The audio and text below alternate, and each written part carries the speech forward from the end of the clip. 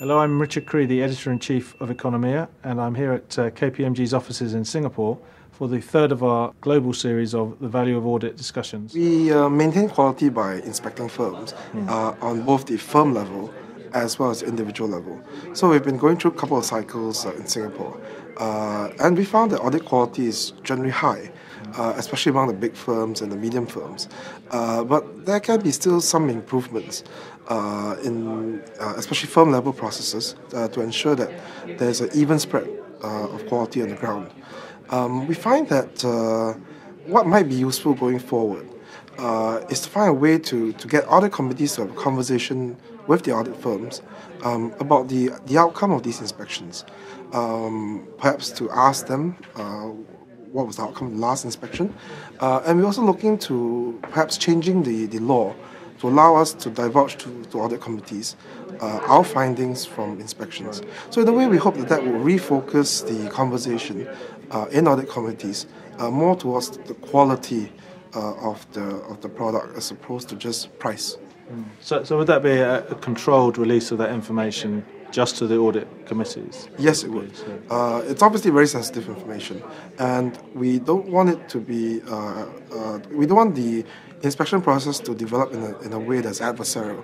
It's meant to be constructive to help the firms and the individuals reach the level of quality that's desired. So I think a sort of a measured solution would be to make sure that audit committees are aware of the results. I think that would achieve the right impact and reach the right balance between all parties involved. Yeah, you mentioned in the discussion that you've done some research into the value of kind of accounting errors picked up by auditors. Yes, we commissioned a study recently. We found that in Singapore, the study covered about 1/3 of listed companies in Singapore.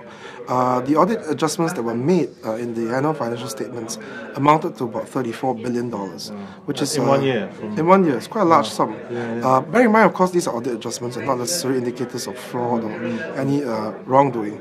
But having said that, I think it throws the spotlight on management accounts and the quality of management accounts, and the need on the realization that for quality financial reporting, it really doesn't just rely on the auditor as the final watchdog, but also much is determined actually by the quality of the management accounts that come from the company itself.